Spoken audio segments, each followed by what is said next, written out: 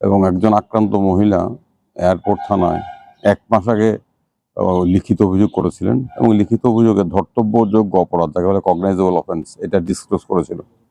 স্বাভাবিকভাবে যখন cognizable offence disclose করে থানার দায়িত্ব এফআইআর গ্রহণ করা, থানা তো এফআইআর গ্রহণ করেনি, বিপরীতে মহিলাকে থানায় ডেকে এনে হেনস্থা করা হয়েছে, আটক রাখা হয়েছে, ধমক দেওয়া হয়েছে, এফআইআর উইথড্র করতে হবে। তো এর বিরুদ্ধে ওই ভুক্তভোগী মহিলা, একজন মধ্যবয়স্কা নারী, পুলিশ সুপারকে জানিয়েছিলেন লিখিতভাবে, তাও প্রায় 25 দিন পূর্বে। পুলিশ সুপারকে জানানোর পরও কিছু হয়নি। তো গতকালকে প্রধান বিচারপতি ডিভিশন বেঞ্চে মামলাটা উঠেছিল। উনি বাধ্য হয়ে ওনার আইনজীবীদের মাধ্যমে আদালতে এসেছেন, তরুণ আইনজীবীদের মাধ্যমে। তো আদালতে মামলাটা কালকে ওঠার পর নোটিশ জারি করার পর আজকে আদালতকে জানানো হয়েছে যে এফআইআর গ্রহণ করা হয়েছে গতকালকে বোধহয়। এবং এটাও নাকি পুলিশের বক্তব্য, পশ্চিম ত্রিপুরা পুলিশ সুপার নাকি দিন 25 দিন পূর্বে বোধহয় খুব সম্ভবত আপনার ওসি, এয়ারপোর্ট থানার ওসিকে নির্দেশ দিয়েছিল এফআইআর গ্রহণ করার জন্য। তারপর নাকি এয়ারপোর্ট থানার ওসি এফআইআর গ্রহণ করেনি, সেই কারণে আজকে আদালতকে অবহিত করা হয়েছে যে ওসিকে সাসপেন্ড করা হয়েছে। এখন ভদ্রমহিলার আরও বক্তব্য, তাই ওনার আইনজীবীর মাধ্যমে আমিও ছিলাম ওদের সাথে, তরুণ আইনজীবীদের সাথে, যে তাকে গতকালকে ভয়ভীতি দেখানো হয়েছে। উচ্চ আদালত এই যে গতকালকে ভয়ভীতি দেখানো, মামলা তোলার জন্য চাপ দেওয়া, এইটা লিখিতভাবে হলফনামার মাধ্যমে জানাতে বলেছেন, সেটা আজকে জমা দেওয়া হয়েছে। এবং উচ্চ আদালত পুলিশকে তাই নির্দেশ দিয়েছেন ভদ্রমহিলাকে নিরাপত্তা দেওয়ার জন্য, এবং আগামীকাল মামলাটা আবার উঠবে। এই হলো বিষয়।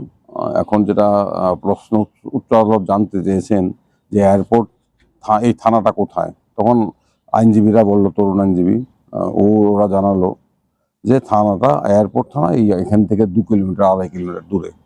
তখন উচ্চ আদালতের প্রধান বিচারপতি মৌখিকভাবে যে পর্যবেক্ষণ করলো সেটা হচ্ছে, আগরতলা শহরের মধ্যে থানায় যদি এই অবস্থা হয়, তো রাজ্যের অন্যত্র কোথায় কি হচ্ছে, এটা হচ্ছে উচ্চ আদালতের মৌখিক পর্যবেক্ষণ।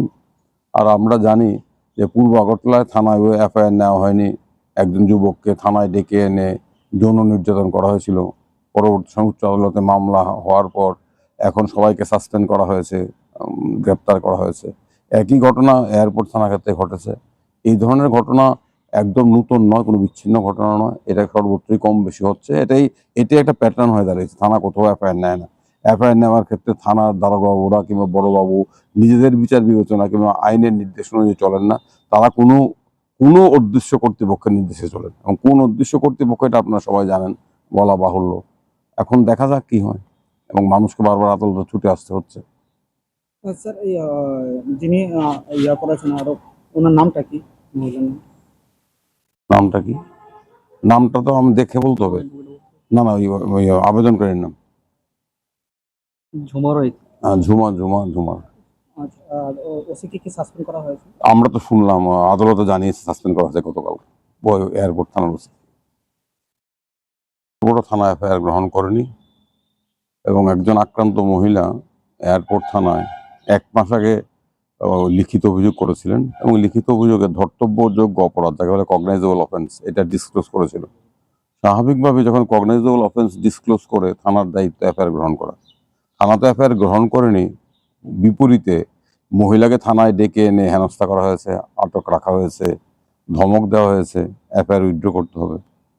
তো এর বিরুদ্ধে ওই ভুক্তভোগী মহিলা, একজন মধ্যবয়স্কা নারী, পুলিশ সুপারকে জানিয়েছিলেন লিখিতভাবে, তাও প্রায় 25 দিন পূর্বে।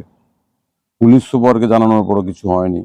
তো গতকালকে প্রধান বিচারপতি ডিভিশন বেঞ্চে মামলাটা উঠেছিল। উনি বাধ্য হয়ে ওনার আইনজীবীদের মাধ্যমে আদালতে এসেছেন, তরুণ আইনজীবীদের মাধ্যমে।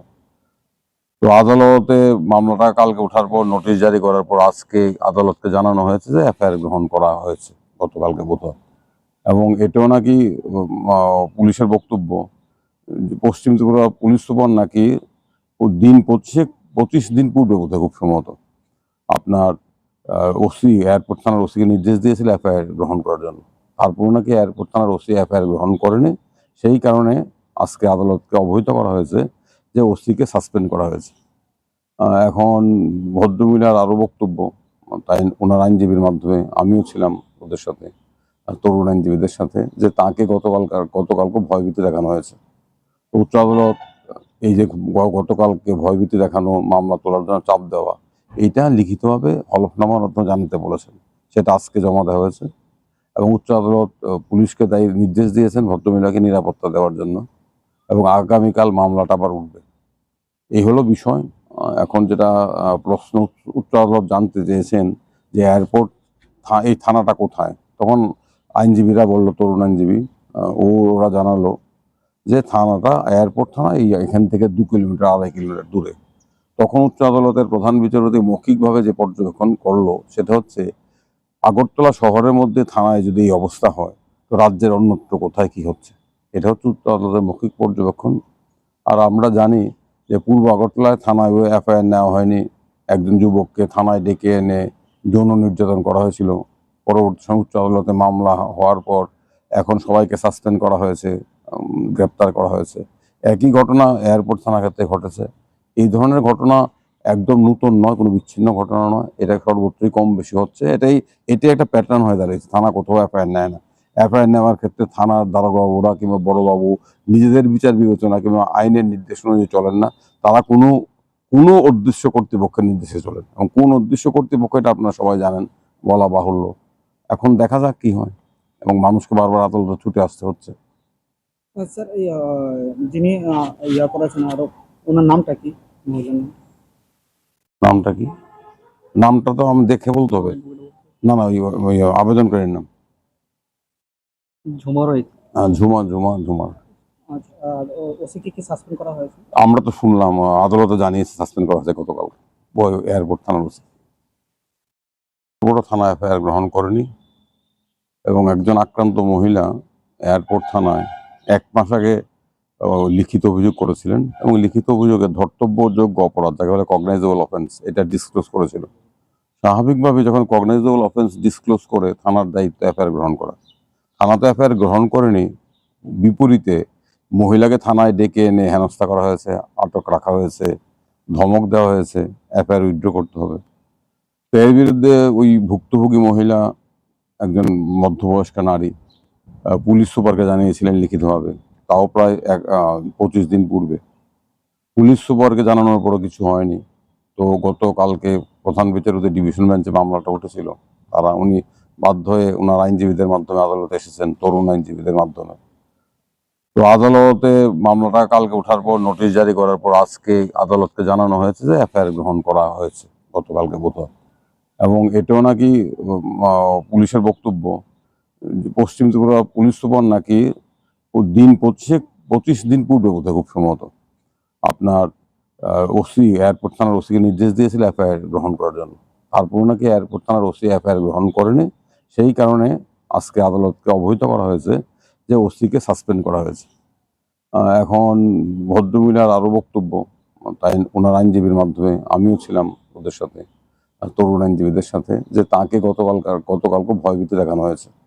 তো উচ্চ আদালত এই যে গতকালকে ভয়ভীতি দেখানো, মামলা তোলার জন্য চাপ দেওয়া, এইটা লিখিতভাবে হলফনামার মাধ্যমে জানাতে বলেছেন।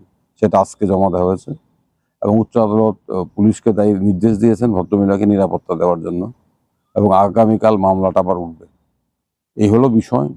এখন যেটা প্রশ্ন উচ্চ আদালত জানতে চেয়েছেন যে এয়ারপোর্ট এই থানাটা কোথায়, তখন আইনজীবীরা বলল, তরুণ আইনজীবী ওরা জানালো যে থানাটা এয়ারপোর্ট থানা এখান থেকে 2 কিলোমিটার 2.5 কিলোমিটার দূরে। তখন উচ্চ আদালতের প্রধান বিচারপতি মৌখিকভাবে যে পর্যবেক্ষণ করলো সেটা হচ্ছে, আগরতলা শহরের মধ্যে থানায় যদি